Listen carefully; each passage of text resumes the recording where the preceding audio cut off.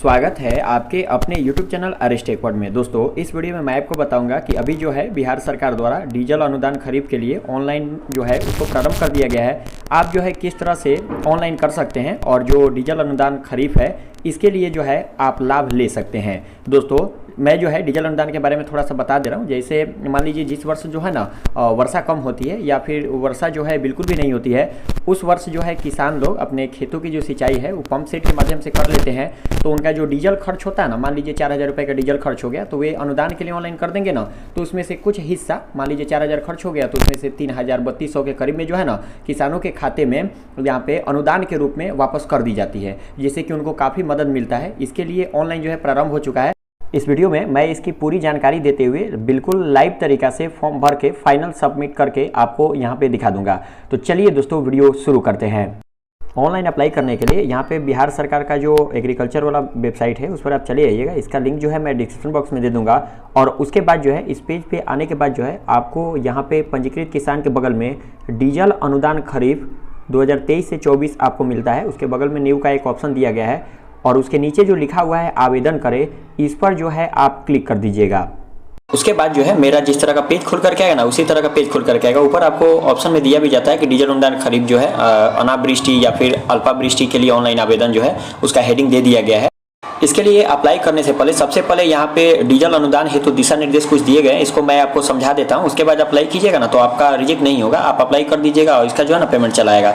Reject नहीं होता है, अगर ठीक तरीके से अप्लाई कीजिएगा ना तो इसका पैसा बहुत फास्ट आता है।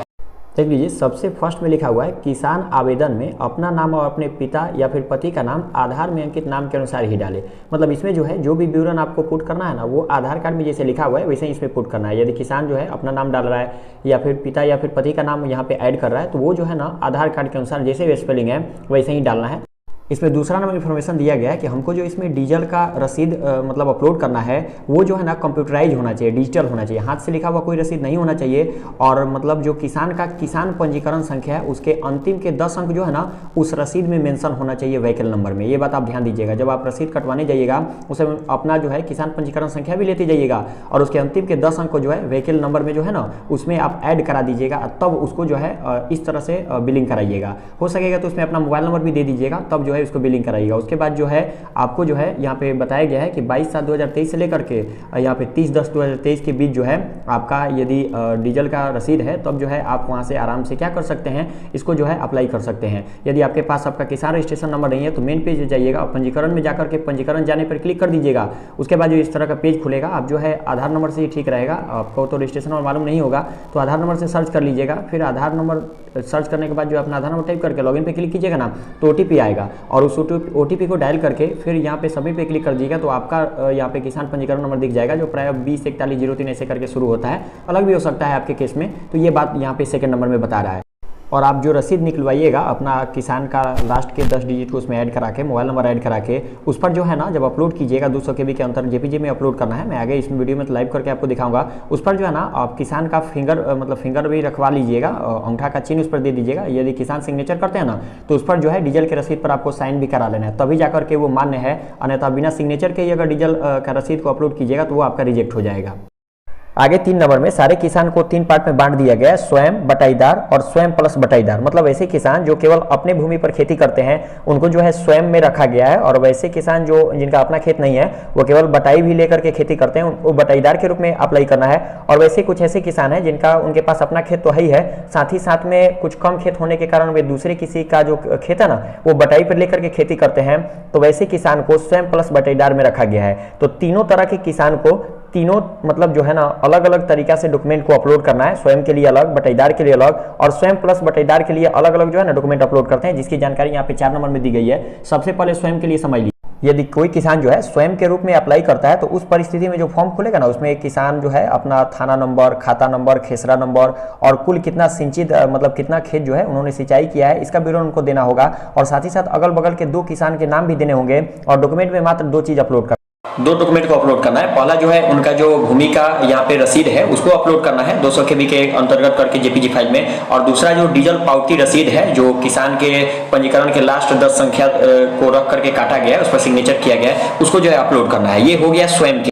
आगे जो है बटाईदार किसान के संदर्भ में कहा गया है कि जो बटाईदार किसान है जिनका बटाई पर खेत लेकर के जो मतलब उनको जो है ये उस पर कृषि कर रहे हैं, उस खेत का खाता, खेसरा नंबर, कुल कितना रकबा जो है और अगल बगल के 2 किसान के नाम जो है उसको जो है यहाँ पे एक फॉर्म दिया गया है, उस फॉर्म पे फिलअप करना है और फिल करके वेरीफाई करना है और उसके बाद जो है इसको अपलोड करना है इस फॉर्म को, और फिर जो कंप्यूटर वाला डीजल का रसीद मिला हुआ है उसको जो है दोनों को अपलोड कर देना है अलग अलग 200 KB के अंतर्गत करके। तो सबसे पहले बटाईदार के वाला जो है फॉर्म आप देख लीजिए, इस तरह का जो है बटाईदार का फॉर्म है जिसमें सबसे ऊपर मैं किसान का नाम लिखना है, उसके बगल में पिता या फिर पति का नाम, गाँव का नाम, पंचायत, प्रखंड, जिला और फिर यहाँ पे लिख देना है कि कहाँ का निवासी हूँ, घोषणा करता हूँ। और उसके बाद जो है यहाँ पे आपको जो है ना यहाँ पे मतलब खाता खेसरा लिखना है, जिनका आप खेत जो है ना बटाई पर लिए हुए हैं उसका खाता खेसरा लिखना है। क्रम संख्या में 1 2 लिख दीजिएगा ऊपर नीचे।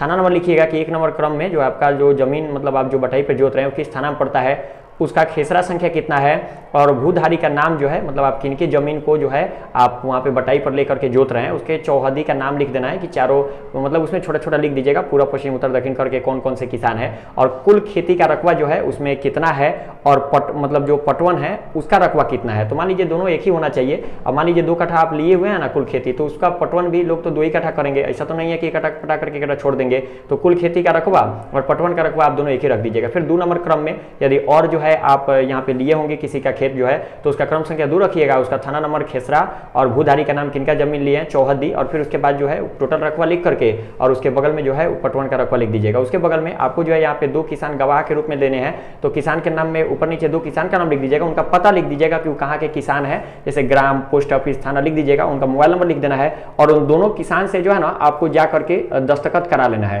ये जो है ना ये इसलिए करना पड़ रहा है क्योंकि जो बटाईदार है ना उनका अपना कोई खेत नहीं होता है, रसीद नहीं होता है, इसलिए प्रमाणित करना पड़ रहा है। और फिर किसान जो है यहाँ पे दिनांक लिख करके और ऊपर जो किसान का हस्ताक्षर अंगूठा निशान लिखा हुआ है वो अपना कर लेंगे। और नीचे जो है 2 काम यहाँ पे महत्वपूर्ण आपको कराना है सत्यापन प्रपत्र में। यहाँ पे सबसे फर्स्ट वाला जो बॉक्स है इसमें आपके जो भी वार्ड सदस्य या फिर मुखिया है या फिर पंचायत समिति के सदस्य हैं इनका जो है मोहर और सिग्नेचर करा लेना है। फिर इसके बाद इस फॉर्म को कृषि समन्वयक से आपको मिलना है जो प्राय ब्लॉक में मिल जाएंगे, या फिर पता कीजिएगा कहाँ कृषि समन्वयक बैठते हैं, उनका जो है सिग्नेचर करा लीजिएगा।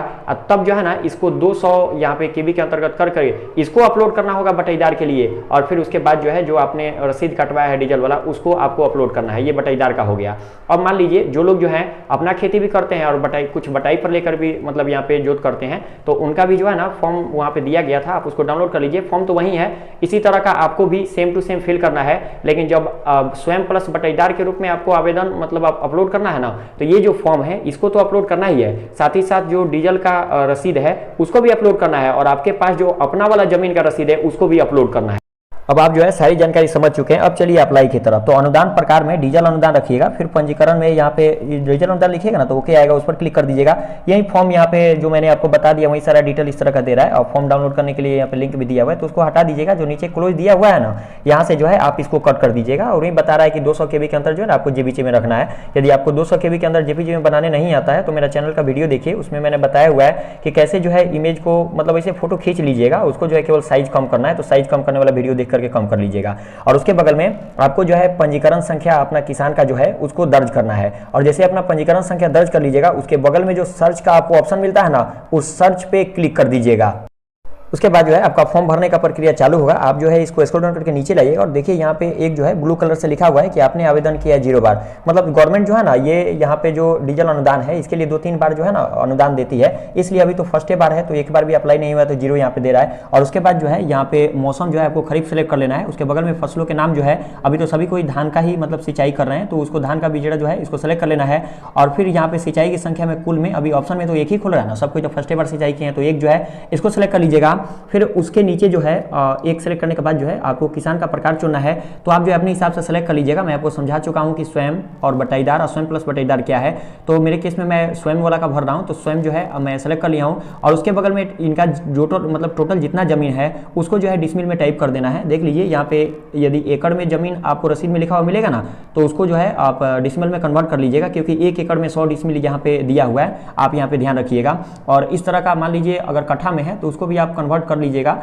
हमारे यहाँ तो समझिए कि एक कट्ठा में लगभग 9.3 डिसमिल होता है, आपके यहाँ थोड़ा कम बेस हो सकता है, तो आप जो है अप्रोक्सीमेटली जो है पता कर लीजिएगा कितना है, उस हिसाब से अगर कट्ठा में है ना तो उतना से गुना करके आप जो है उसको डिसमिल में बदल करके और कुल जमीन को ऊपर टाइप कर दीजिएगा। उसके बाद जो स्क्रॉल डाउन करके नीचे लाइएगा और यदि स्वयं के रूप में अप्लाई कीजिएगा तो आपको खाता नंबर खेसरा नंबर देना है। तो सबसे फर्स्ट में आप जो है खाता नंबर टाइप कर दीजिएगा और उसके बगल में जो खेसरा नंबर लिखा हुआ है उसमें आप अपना खेसरा नंबर टाइप कर दीजिएगा और थाना नंबर टाइप कीजिएगा। ये आपका खाता खेसरा का जमीन किस थाना नंबर में पड़ता है आपको मालूम होगा, नहीं होगा ना तो पूछ लीजिएगा जिनका जमीन है उनसे। और उसके बगल में यहाँ पे कुल सिंचित रकबा यहाँ पे डिसमल में लिखना है कि कितना जो है आप इस खाता नंबर खेसरा नंबर में कितना जमीन की जो है ना वो पंप सेट से सिंचाई किए हुए हैं। तो जितना डिसमिल जमीन, मान लीजिए आप 2 कट्ठा सिंचाई किए हैं और आपके एरिया में 9 डिसमिल का 1 कट्ठा होता है तो 18 डिसमिल इस तरह का आप टाइप कर दीजिएगा। तो मेरे केस में इन्होंने जो इस खाता खेसरा में जितना मतलब सिंचाई किया था उस हिसाब से डिसमिल को मैं टाइप कर दे रहा हूँ। और इस खाता और खेसरा में उसके बगल में 2 किसान का नाम जो है आपको यहाँ पे टाइप कर देने हैं।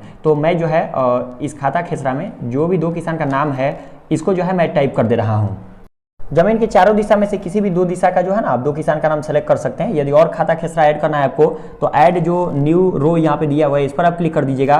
फिर से वापस से आप अपना खाता नंबर टाइप कर दीजिएगा, उसके बगल में खेसरा नंबर टाइप कर दीजिएगा और फिर इस खाता खेसरा जो है वो कौन से थाना नंबर में पड़ता है उसको जो है टाइप कर दीजिएगा। और इस खाता खेसरा में कितना जमीन टोटल जो है उसको जो है आप डिसमल में कन्वर्ट करके टाइप कर दीजिएगा। और फिर इस जमीन के भी अगल बगल के 2 किसान के नाम को जो है आपको टाइप कर देना है। और यदि आपको और यहाँ पे प्लॉट का डिटेल देना है तो ऐड न्यू रो जो दिया हुआ है ना इस पर आप क्लिक करके, जैसे मैंने आपको बता दिया, खाता नंबर, खेसरा नंबर और उसके बगल में वो खाता खेसरा किस थाना नंबर पड़ता है उसको, और इस खाता खेसरा में कितना जमीन है उसको टाइप कर दीजिएगा। अगल बगल के 2 किसान जो है ना उनका नाम जो है आप टाइप कर दीजिएगा। ध्यान दीजिएगा ऊपर जो है ना कुल जमीन जितना लिखिएगा ना उसके बराबर या फिर उससे कम ही जो है ना नीचे जो है खाता खेसरा में जो रकबा है उसको ऐड कर लीजिएगा। जैसे मान लीजिए पहले तो मैंने 300 लिखा था और ज़्यादा यहाँ पे बढ़ा हुआ है तो मैं जो है वहाँ पे 372 किया, तो उसके नीचे जो है मैं उतना ही टाइप करूंगा जो 372 के बराबर रहेगा या फिर कम रहेगा। ऐसे नहीं कि ऊपर 372 आप टाइप कर दीजिएगा और नीचे जो है ना कुल रकम में 372 होगा, आप ज़्यादा नहीं भर सकते हैं, उससे कम या उसके बराबर ही आप यहाँ पे भर सकते हैं। अब ध्यान दीजिएगा आपको यहाँ पे जो डीजल का रसीद जो कटवाए हैं ना उसके हिसाब से भी भरना है। मान लीजिए आप 40 लीटर के यहाँ पे डीजल का रसीद कटवाए हैं तो आपको लगभग 40 कट्ठा के करीब भरना है। ऐसा नहीं है कि 40 कट्ठा मतलब 40 लीटर का कटवा लिए और आप जो है 60 कट्ठा का इसमें भर दिए, ऐसा नहीं होना चाहिए। 1-2 कट्ठा इधर उधर होगा तो चलेगा, लेकिन 1 कट्ठा में जो है ना यहाँ पे डीजल जो है 1 लीटर लिया जाता है। तो इसका बैलेंस भी आपको बना करके रखना है, आपके डीजल रसीद को भी देख लेना है कि कितना है। वो मान लीजिए 20 लीटर है तो आपको जो है ना यहाँ पे 20 लीटर के आधार पर ही आपको यहाँ पे डिसमिल में उसको बदल करके, और मतलब जितना 20 लीटर में 20 कट्ठा हो गया ना लगभग में, तो 20 कट्ठा को डिसमिल में बदल करके कुल में लिख दीजिएगा और उसी के नीचे जो है उस हिसाब से आप जो है खाता खेसरा में ऐड कर दीजिएगा। उसके बाद जो है नीचे आता है आपको डीजल जो आपने रसीद कटवाया है उसका विवरण आपको टाइप करना है। तो आपने कितना लीटर कटवाया है उसको फर्स्ट में टाइप कीजिएगा और उसके बगल में कितना रुपया जो है उस 40 लीटर का मतलब दाम हुआ उसको उसके बगल में टाइप करना है। पॉइंट वाला नहीं लेता है, पॉइंट वाला छोड़ दीजिएगा, मेन जो उसका दाम है ना उसको यहाँ पे टाइप कर दीजिएगा। और उसके बगल में जो है इतना टाइप करने के बाद जो है उसके बगल में आपको उसका रसीद संख्या टाइप करना है। रसीद संख्या आप जब मतलब यहाँ पे डीजल जब रिसिप्ट लीजिएगा ना तो उस पर लिखा हुआ आपको मिल जाता है, बिल नंबर होता है वही रसीद नंबर है डीजल का, उसको टाइप कर दीजिएगा। उसके बगल में आपको डेट सेलेक्ट करना है कि किस डेट को जो है ना आपने डीजल रसीद को कटवाया है। तो यहाँ पे डेट का कंडीशन दिया गया है 22/7/2023 और 30/10/2023 के बीच के जो यहाँ पे रसीद के है ना वही मान्य है। तो उसको डेट सेलेक्ट कर लीजिएगा और उसके नीचे जो है ना यहाँ पे पेट्रोल पंप का पूरा नाम लिखना है। तो आप जब बिल कटवाई हुई है ना कंप्यूटराइज, उस पर नाम लिखा रहता है जैसे MS करके, और फिर उसके बाद में जो है उसका नाम कुछ भी लिखा हुआ रह सकता है, आपके पेट्रोल पंप का नाम जहाँ से कटवाए हैं बिलिंग, तो उसका जो है नाम लिख दीजिएगा और नाम में एड्रेस भी रहता है तो पूरा टाइप कर दीजिएगा। और टाइप करने के बाद जो है नाम एड्रेस जैसे ही आप पूरा टाइप कर दीजिएगा उसके बगल में यहाँ पे प्रखंड का नाम आपको सेलेक्ट करना है। मतलब आप जो यहाँ पे जो पेट्रोल पंप है वो किस प्रखंड में पड़ता है तो उस प्रखंड का जो नाम है उसके बगल में वहाँ पे जो है आप टाइप कर दीजिएगा। आप अपना प्रखंड नहीं टाइप कीजिएगा, यदि आपका प्रखंड और जो पेट्रोल पंप वाला है उसका भी मतलब जो यहाँ पे प्रखंड है वो सेम है तब जो है आप एक ही टाइप कर दीजिएगा, अन्यथा अलग अलग है तो उसको जो है आप टाइप कर दीजिएगा। उसके बाद जो है आपको जो है नीचे यहाँ पे कुल अनुमानित राशि मिल जाता है, लगभग मैं 2580 रुपये में जिनका भर रहा हूँ इसके करीब में जो है ना राशि इनके अकाउंट में आएगा। अब इसको जो है नीचे चेकबॉक्स पे फिर क्लिक कीजिएगा। उसके बाद जो गेट OTP दिया जाता है ना, इस गेट OTP पे क्लिक कर दीजिएगा। गेट OTP पे क्लिक करने के बाद थोड़ा देर वेट कीजिएगा तो आपका जो नंबर किसान पंजीकरण में रजिस्टर होगा उस पर OTP जाएगा।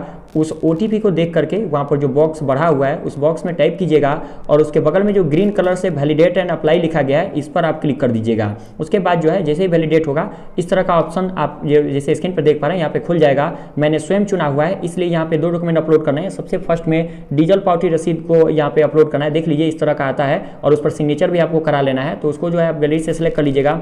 उसके बाद में जो भूमि दस्तावेज जो है उसको अपलोड करना है। तो स्वयं के रूप में तो दस्तावेज यहाँ पे जो रसीद है उसको तो अपलोड करना ही है। इस तरह का यहाँ पे सेलेक्ट कर लीजिएगा और फिर यहाँ पे बताया गया है वहीं कि ये जो है ना जेपीजी फाइल में 200 KB के अंदर जो है इसको आपको अपलोड करना है। और फिर जो है सबमिट पे क्लिक कर दीजिएगा। ध्यान दीजिएगा दोस्तों, यदि स्वयं प्लस बटेदार रहेगा ना तो इसमें 3 हो जाएगा, एक डीजल का रसीद और एक उनका अपना वाला जो रसीद है उसका। और इस तरह का एरर आता है तो आप जो है ओके पे क्लिक कर दीजिएगा। ये सर्वर का एरर है, यहीं पे सबमिट हो जाएगा, लेकिन सर्वर के एरर के कारण से सबमिट नहीं हो पाता है ना, तो आपको स्क्रॉल डाउन करके नीचे लाना है। फिर दोबारा से जैसे मैंने आपको बताया है वैसे ही सेलेक्ट करके और फिर सबमिट पे क्लिक कर दीजिएगा। ये बात आप ध्यान रखिएगा।